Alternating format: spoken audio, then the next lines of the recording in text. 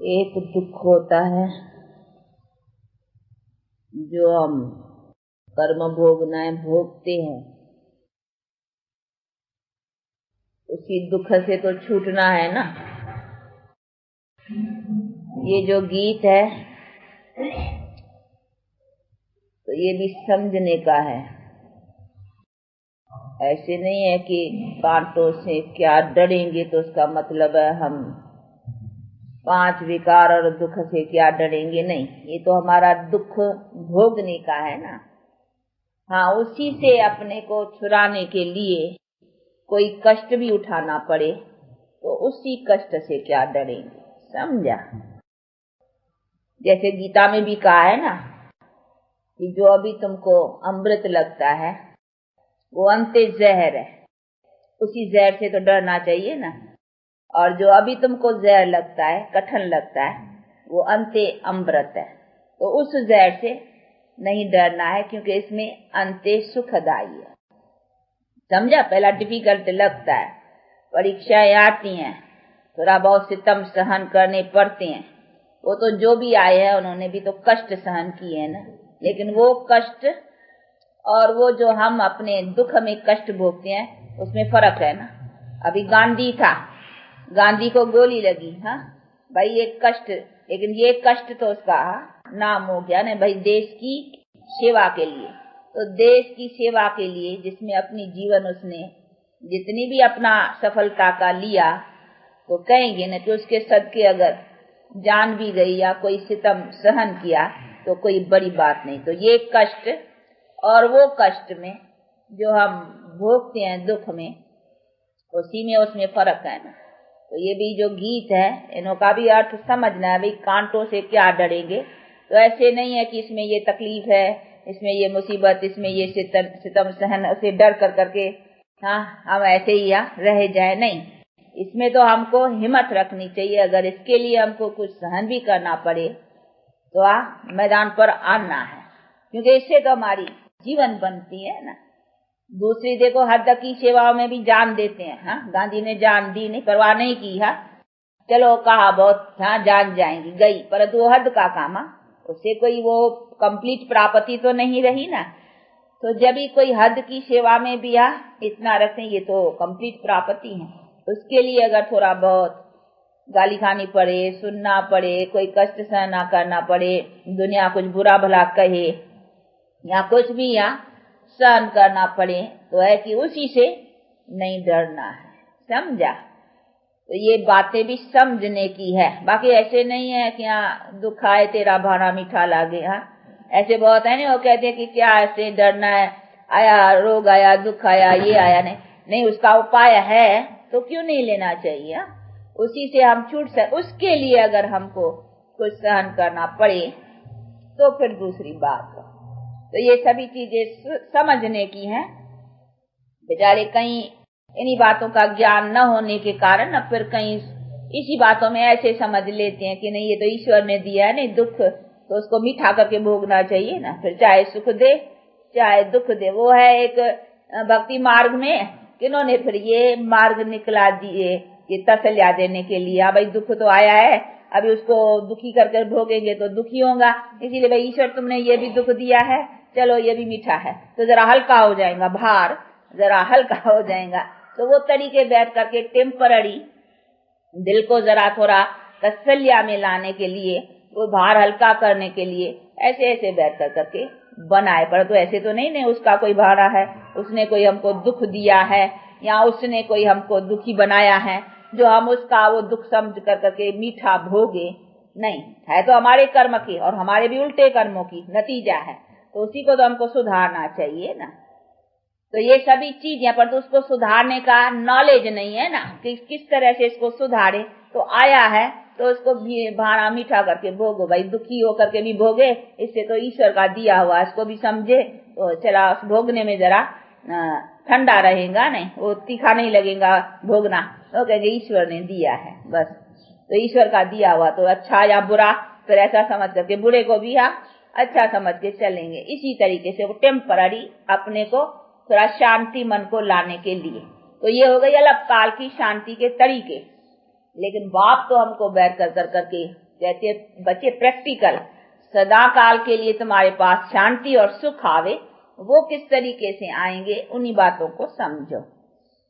वो तो कहते हैं ना कि ये तो दुख मेरा थोड़ी, ये तो तेरा है, इसको तू समझ, और समझ कर करके इसी कर्म को तू मत बना जिससे तेरा दुख बनता है।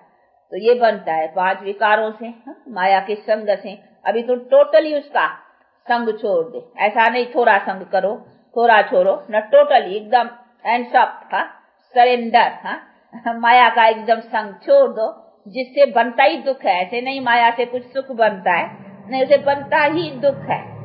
तो इसीलिए दुख का तो संग छोड़ देना चाहिए ना। इसीलिए बाप कहते उनका संग ही छोड़ो, अब मेरा संग पकड़ो। तो मेरे से तो कोई ऐसा नहीं है कि थोड़ा दुख थोड़ा सुख, नहीं, मेरे से तो है ही सुख। मैं तो सदा सुख दाता हूँ ना, मुझे कहते ही वो सुख दाता। तो अभी मेरा संग पकड़। देखो भक्ति मार्ग में भी जाने न जाने बिना भी तुम मेरा संग पकड़ते हो, तो भी मैं तुमको अलग काल भी सुख देता हूँ। वो मैं देता हूँ, माया नहीं देती है वो सुख। ऐसा नहीं समझना भक्ति मार्ग में ये माया सुख देती है, वो भी सुख जो है भक्ति में भी मैं ही देता हूँ, क्योंकि ईश्वर अर्थ करते हो ना।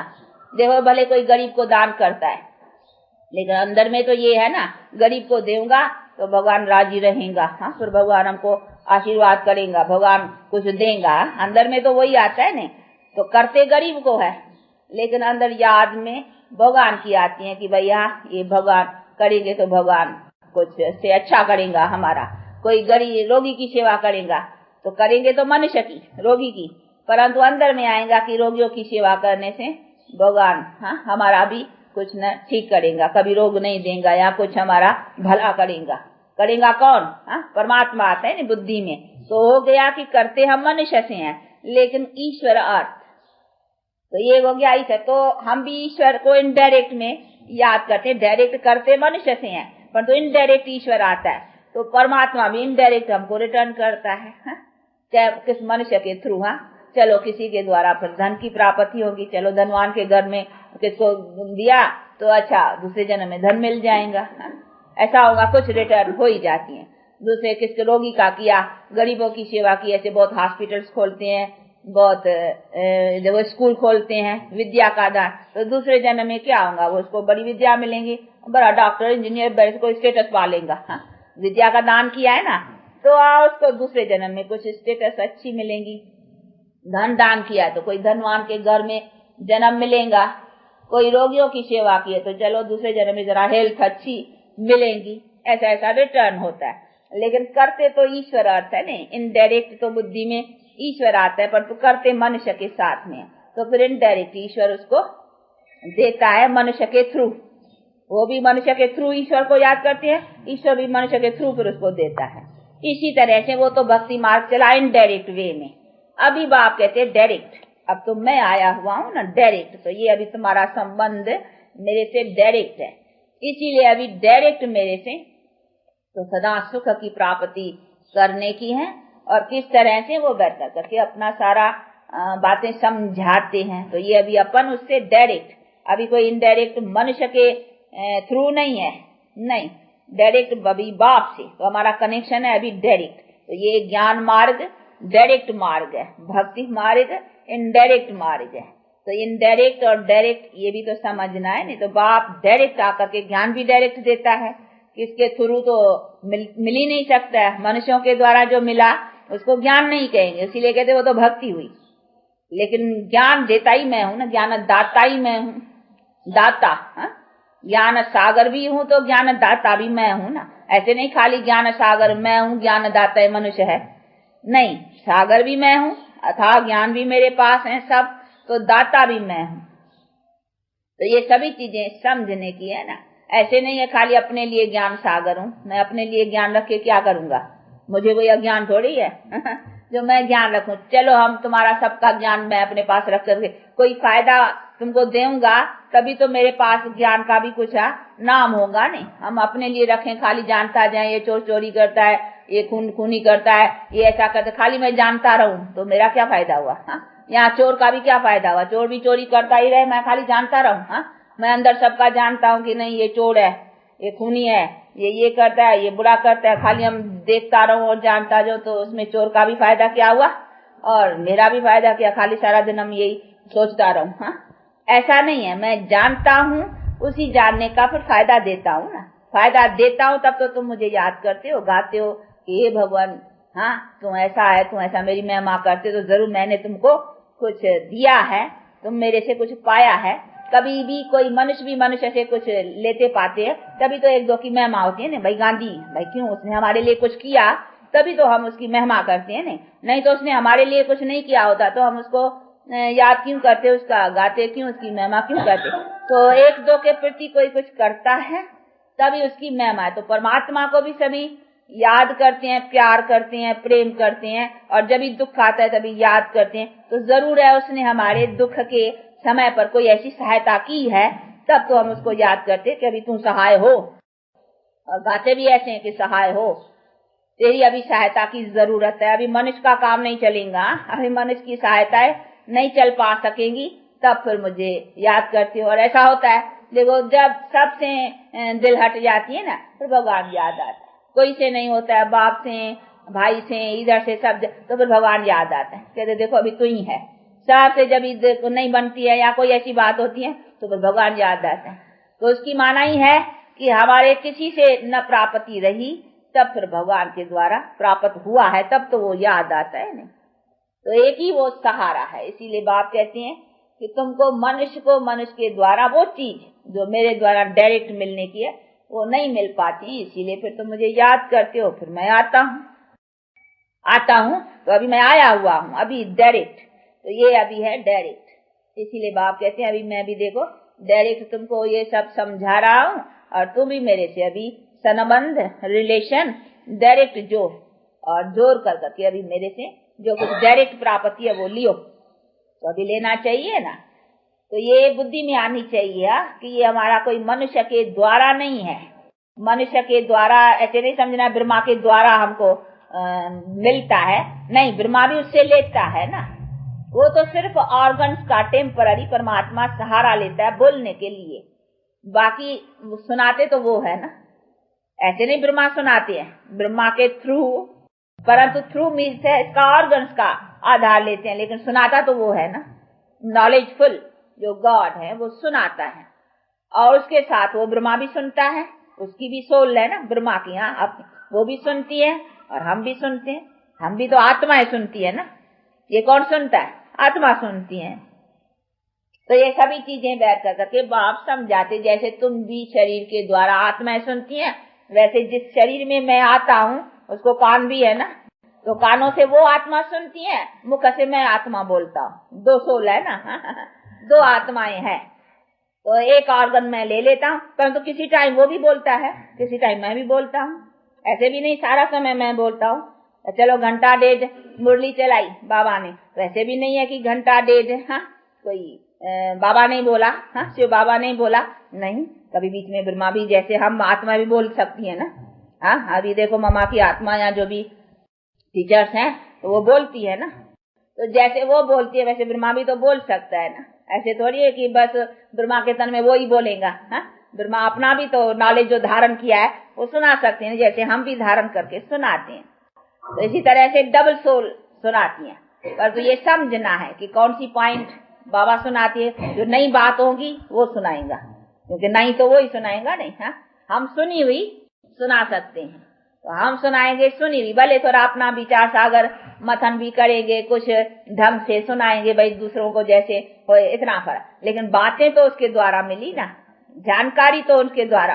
भाई ये परमात्मा सर्वव्यापी नहीं है, जैसे ये नई बात है, ये जानकारी कहाँ से मिली, परमात्मा से। ये थोड़ी हम जानते थे। अभी बाकी समझाना है कि परमात्मा सर्वव्यापी नहीं है, उसमें फिर विचार सागर मथन हम कर सकते हैं कि अच्छा भाई ये आदमी को कैसे समझाएं, इसके बुद्धि में परमात्मा सर्वव्यापी है, इसको ऐसा बैठा हुआ है, इसका ये कैसे निकालें।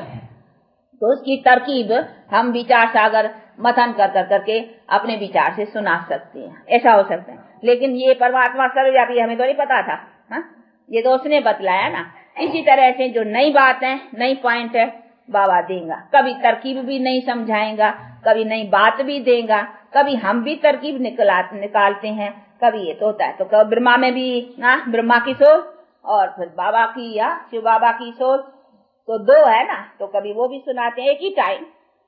एक पॉइंट वो सुनाएगा तो दूसरी पॉइंट वो भी सुना लेगा, वो भी कम थोड़ी है, वो सुनाएगा। तो ये सभी होता है, परंतु ये ऐसी बात है जो देखने से समझ में नहीं आएगी। आप सुनेंगे बाबा के मुख से मुरली तो ऐसे समझ में नहीं आएगा कि ये शिव बाबा बोलता है या ये ब्रह्मा बाबा बोलता है, कौन बोलता है।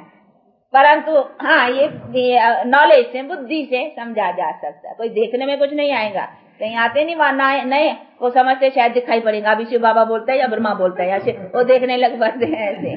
परंतु वो देखने की तो कोई चीज नहीं है ना जो दिखाई पड़ेगा, नहीं, ये बुद्धि से समझने की बात है। हम परमात्मा को भी देखने से नहीं समझते हैं, बुद्धि से समझते नहीं, जान करके, नॉलेज से, ज्ञान से। अगर ज्ञान नहीं है, बतलाए ना इस चीज का हमको ज्ञान नहीं है, तो हम भले कितना भी देखें इसको, लेकिन हमको नॉलेज नहीं है ये काहे के लिए चीज है। हाँ, तो क्या करेंगे वो। हाँ, कोई गांव वाले है बेचारे, कभी उन्होंने ये देखा ही नहीं है। हाँ, कोई गाँव वाले हो जिन्होंने कभी ये टेप मशीन और ये न देखी, उसके आगे जाकर के ये रखो, वो कहेंगे पता नहीं ये क्या है। हाँ, पता ही नहीं होगा ना, तो उसको थोड़ी वैल्यू होगा इसका। हाँ, इसी तरह से जो पहले नॉलेज चाहिए ना कि भाई इसका क्या है, इसकी वैल्यू क्या है, इससे क्या काम होता है, इससे क्या, तो उसका कद्र रहेगा, उसका पता रहेगा। तो इसी तरह से पहले ज्ञान, तो हमको भी परमात्मा ज्ञान से जाना जाता है, वो अपना परिचय देता है कि मैं क्या हूँ, कैसा हूँ, तभी। लेकिन देखें ऐसे तो बहुत आत्मा के, परमात्मा के साक्षात्कार तो भक्ति मार्ग में भी करते हैं, फिर क्या हुआ। तो साक्षात्कार से सिर्फ काम नहीं चलता, उसका ज्ञान चाहिए ना।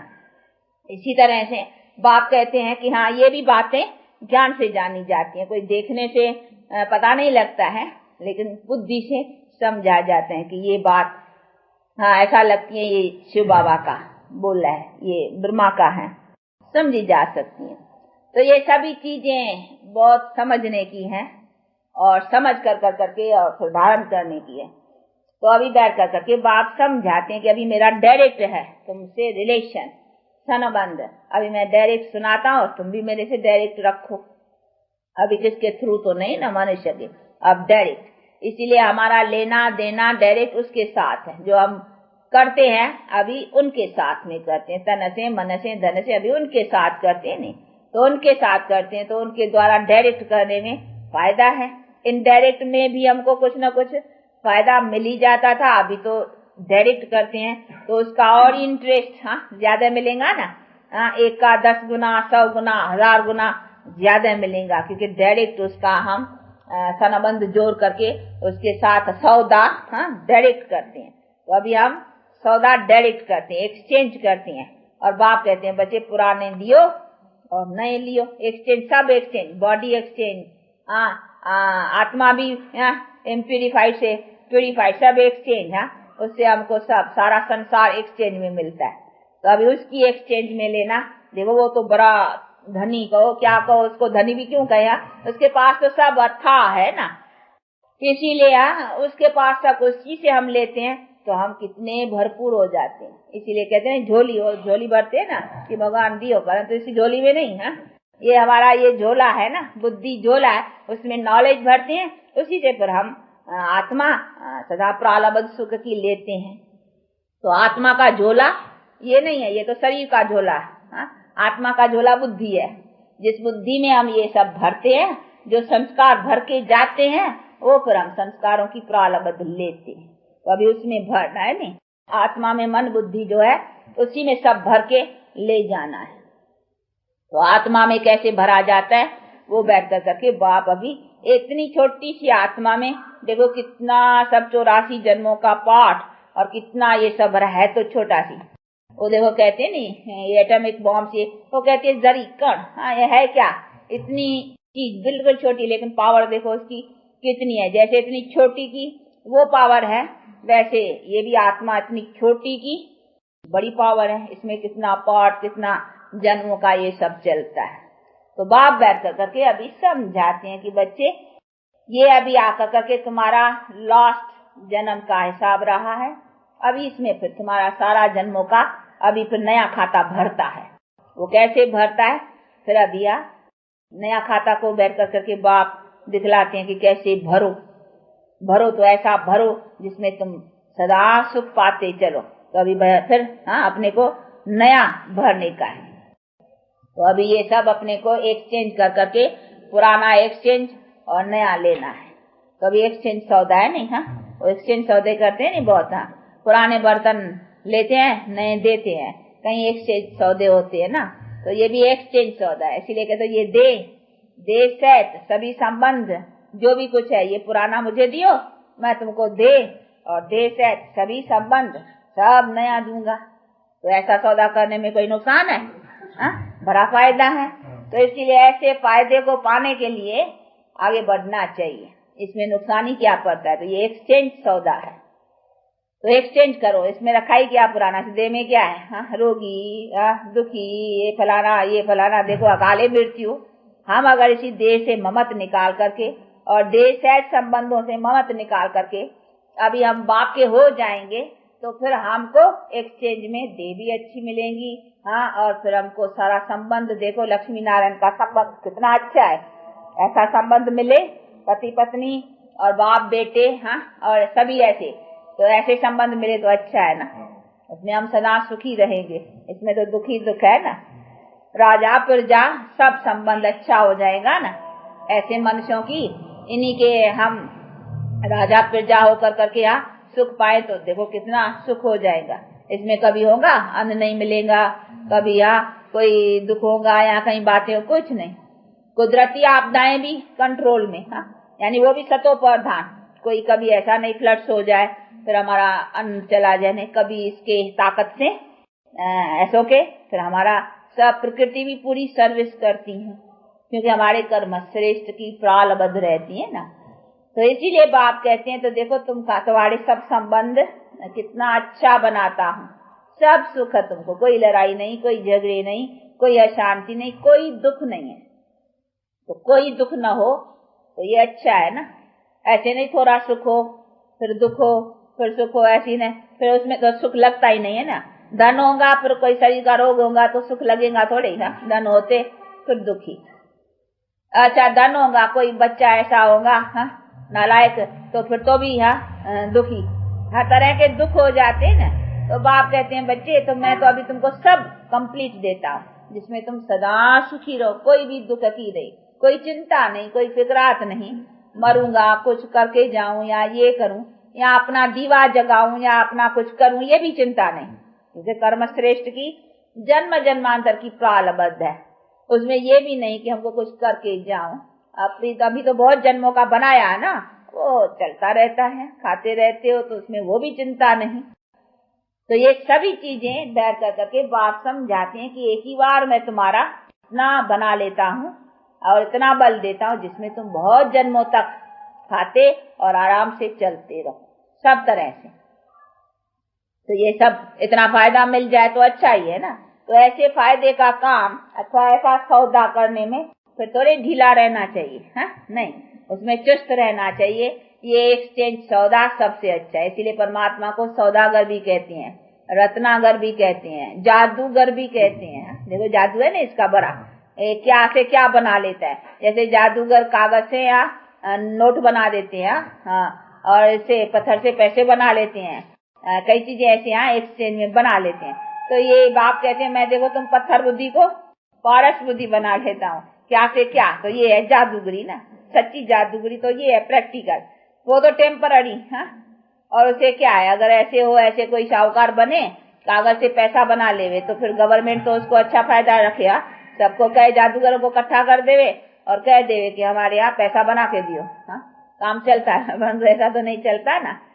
तो ये सभी चीजें बैठ कर करके बाप अच्छी तरह से समझाते हैं कि बच्चे ये प्रैक्टिकल तुम्हारा जो बनता है वो सदा सुख पाने की चीज, तो अभी सदा सुख पाने की जो चीज मिली है उसको लेकर कर करके और बाप से अपना सदा सुख प्राप्त करना है। तो ऐसे पुरुषार्थ में लगे रहो, इसमें कोई भी सुस्ती नहीं, कोई गफलत नहीं, कोई ठंडा पुरुषार्थ नहीं, तेज पुरुषार्थ।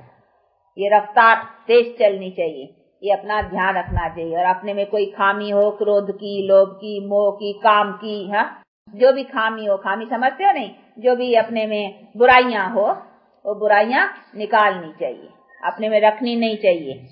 अगर कुछ वीकनेस हो नहीं निकल पा सकती है तो फिर उसका श्री मत लेनी चाहिए, तो उसका मिलेगा, राय मिलेगी, इस खामी को तुम ऐसा कर। जैसे डॉक्टर पेशेंट होता है, कोई अच्छा कोई दवा मिलती है परंतु फायदा नहीं पड़ा, तो फिर डॉक्टर को बतलाने से फिर एक्सचेंज कर देगा नहीं दवाई। हाँ, तो अच्छा भाई तुमको इससे नहीं हुआ, चलो अभी इंजेक्शन, लिक्विड से नहीं हुआ, चलो इंजेक्शन से नहीं हुआ तो चलो ये दूसरी दवाई, फिर एक्सचेंज करेगा तो दूसरी कोई मिल जाएगी। तो फायदा तो इससे ही मिलना है ना, और तो कहाँ से मिलना है। चलो ये डॉक्टर छोड़े फिर दूसरा डॉक्टर लेगा, उसमें तो बहुत डॉक्टर है, एक छोड़ेगा चलो दूसरे से ले लेगा। इधर तो है ही एक, इसका इलाज करने वाला ही एक है और अथॉरिटी वो ही है, उससे ही होने का है। ऐसे नहीं है कि होने का नहीं है, होने का भी उससे ही है, परंतु कोई ऐसी तरह से उससे अपना इलाज लेवे ना। इसीलिए बाप कहते हैं कि देखो सब, मुक्ति भी मैं देने वाला, जीवन मुक्ति भी मैं देने वाला, दोनों मैं देने। चलो तुम मुक्ति चाहो तो भी मेरे से, हाँ, उससे मेरे से फायदा मिलेगा नहीं। इसलिए बाप कहते बच्चे अभी मेरे साथ संबंध जोड़ने से तुमको फायदा ही फायदा है, नुकसान की तो बात ही नहीं है। थोड़ा भी तो भी फायदा है, बहुत तो फायदा ही है, तो फायदा तो मेरे से ही मिलना है ना। इसीलिए फायदा क्यों नहीं लेते हो, उसमें ढीले नहीं, उसमें पुरुषार्थ ढीला नहीं रखने का। तो ये सभी चीजें हैं जिसको बहुत अच्छी तरह से समझते और अपने पुरुषार्थ को आगे रखने का है, इसको कहेंगे पुरुषार्थी। बाकी ऐसे नहीं है काम तो पुरुषार्थ तो थोड़ा बहुत करते ही रहते हैं, नहीं करना। तो फिर जितना लेना है वो अपना एम रखना चाहिए, हमको लेना इतना है, माल इतना है, उसमें से हमको लेना है। ऐसे नहीं थोड़ा लिया ये भी अच्छा, हाँ, नहीं, लेना तो जितनी है उसमें से हमको लेना चाहिए। जब भी चांस है इतने लेने का तो क्यों नहीं लेवे, तो उसको कहेंगे ये लेने वाला अच्छा है। बाकी जरा सा ले लिया तो क्या हुआ, वो भी कहेंगे अरे तुम्हारे माल इतना मिलता है, तुम लेता इतना है, अरे तेरे शायद किस्मत में नहीं है। उसी समय ऐसा कहने में आता है किस्मत नहीं है, तुम कोई कम वक्त हो, तुम्हारे आगे इतना वक्त आया और तुमने लिया इतना, हा?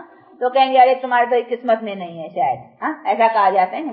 तो अभी बाप हमारे सामने इतना आया, हाँ, और हम उससे इतना लें जरा सा, तो क्या कहेंगे कम वक्त, हाँ? तो ऐसा थोड़ी बनना चाहिए, लेना तो पूरा लेना और लेना ही चाहिए। ऐसा भी नहीं है कि लेना तो पूरा लेना, नहीं तो नहीं लेना, हाँ? कहीं पर ऐसे भी महामूर्ख निकलते, इसको फिर कहेंगे महामूर्ख। हाँ, मूर्ख तो पहले ही है, पर जो समझते हैं कि इतना लेवे तो उससे तो न लेवे तो अच्छा है, हाँ, तो ऐसे भी महामूर्ख, उसको फिर कहेंगे क्या महामूर्ख, हाँ?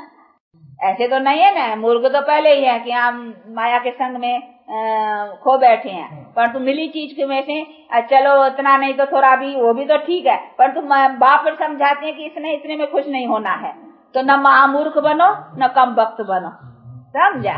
तो ऐसा भी नहीं बनना है, इसीलिए अपने समझ को अच्छी तरह से रखते और अपना पुरुषार्थ करने का, वैसे पुरुषार्थ करते आगे बढ़ो। अच्छा, आप लोगों का टाइम हुआ है, हाँ, चलो आज देखो बाबा की टोली आई है, मालूम है। हाँ, बाबा ने टोली मोकली भेजी है बेंगलोर वासियों के लिए, दिल्ली से। हाँ, दिल्ली से एक आया है गोप, तो वो ले आया है।